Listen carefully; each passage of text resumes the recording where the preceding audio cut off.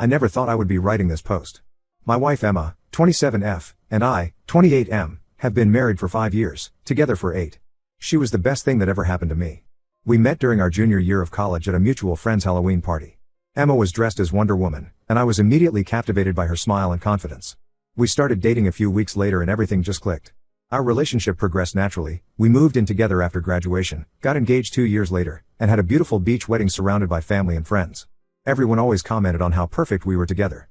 We rarely fought, supported each other's careers, and had similar goals in life. Emma is a marketing director at a tech company, and I work in finance. Last year, we bought our dream house in the suburbs and were planning to start trying for a baby this summer. My older brother Jake and I were always close growing up.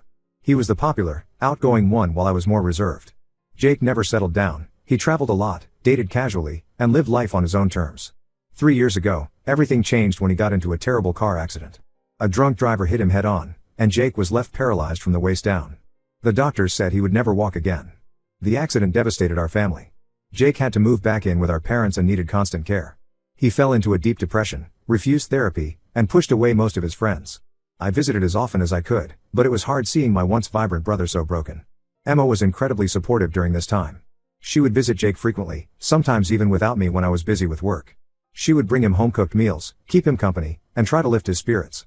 I was so grateful that my wife cared so much about my family. Last month, I had to go on a 2-week business trip to Europe. It was the longest we'd been apart since getting married. Emma said she would keep checking on Jake while I was away since my parents were also traveling to visit my sister in California. Jake would be mostly alone except for his part-time caregiver who came in the mornings. I felt better knowing Emma would look after him. During my trip, everything seemed normal. Emma and I video called every night. She told me about her work, how Jake was doing, and how much she missed me. Sometimes she seemed distracted or would cut our calls short, but I figured she was just tired from managing everything alone. I even sent her flowers halfway through my trip to thank her for being so supportive. When I returned home, something felt off. Emma was distant and jumpy. She barely hugged me at the airport and made excuses not to be intimate. At first, I thought she was just exhausted from the past 2 weeks. But then I noticed other changes.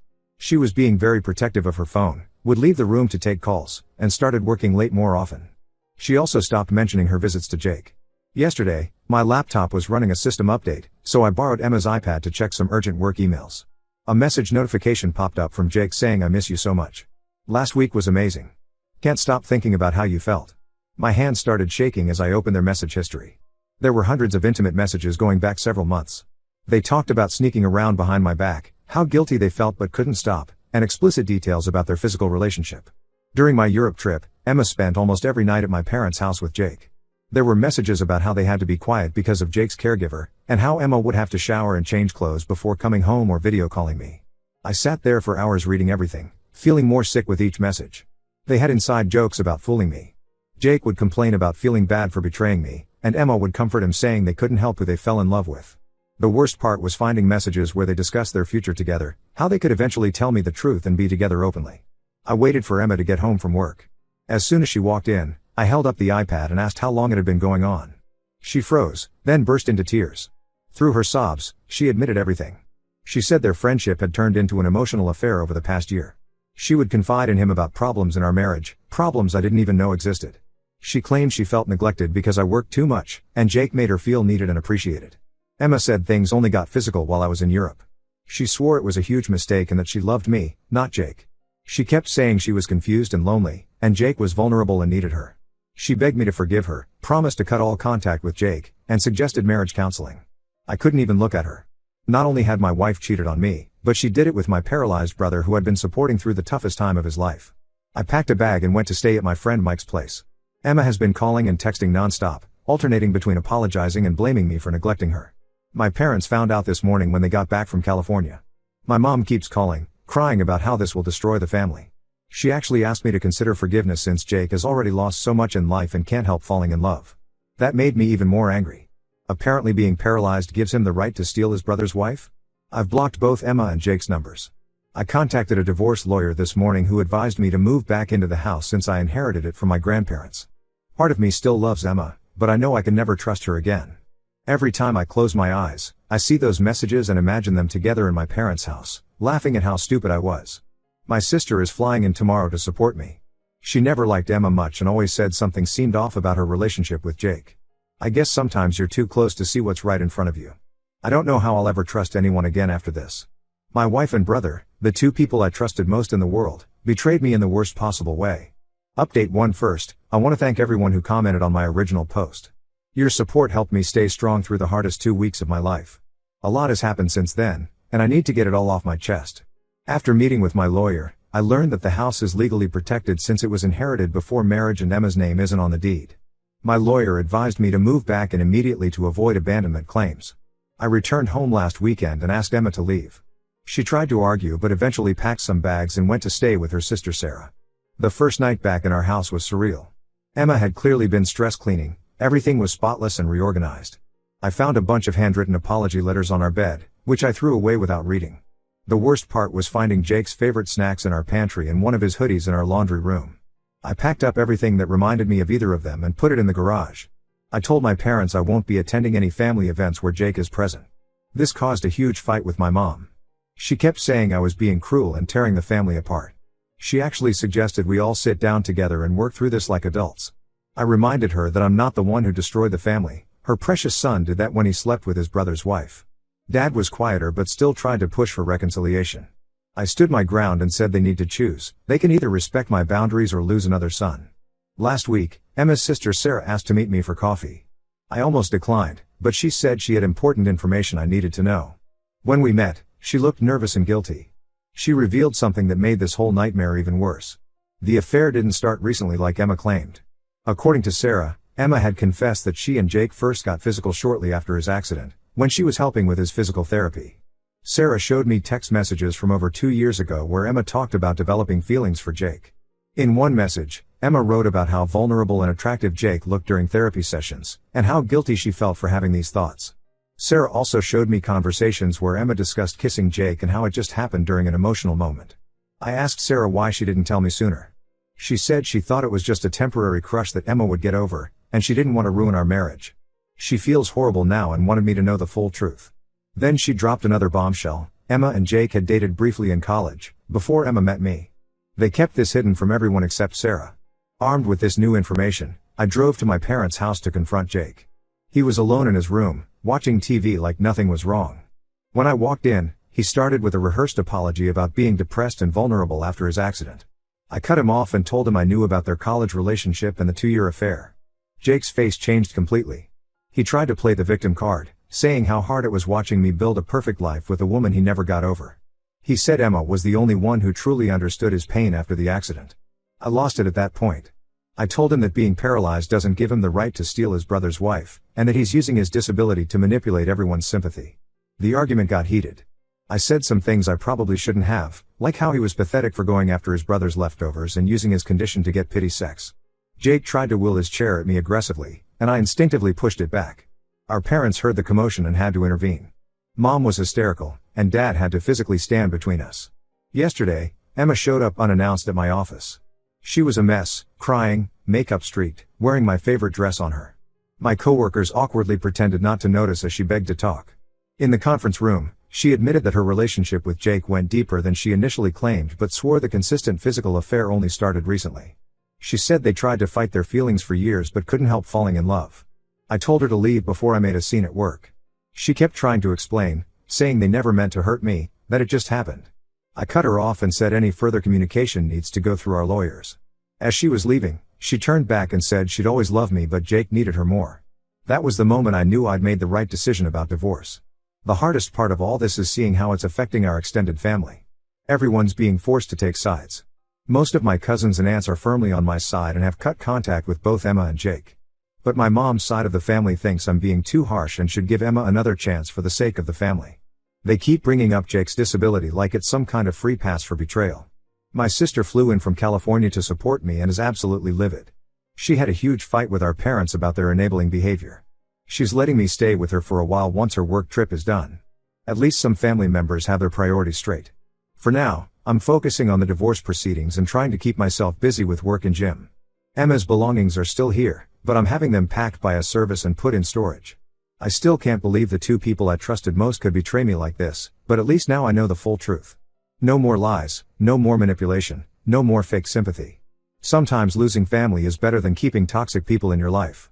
Update 2. Just when I thought I had heard the worst of it, More truth came out that completely shattered what little peace I had managed to find. Emma's sister Sarah contacted me again last week.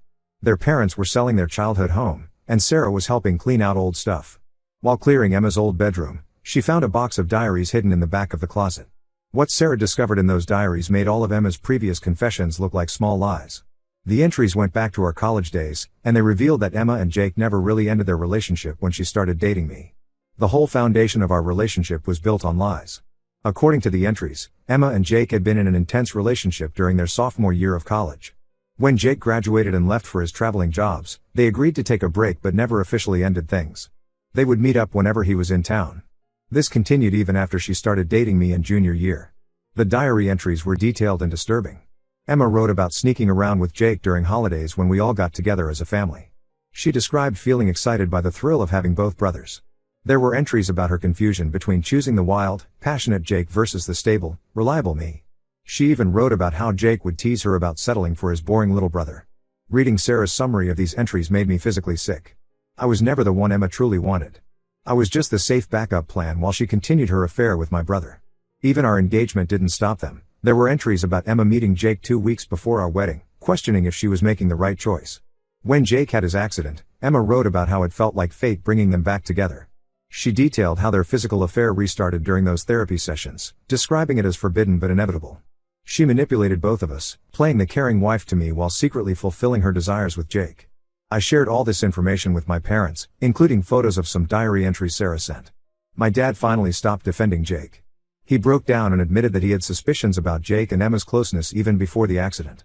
Apparently, he once caught them in an intimate moment at a family barbecue but convinced himself he was imagining things.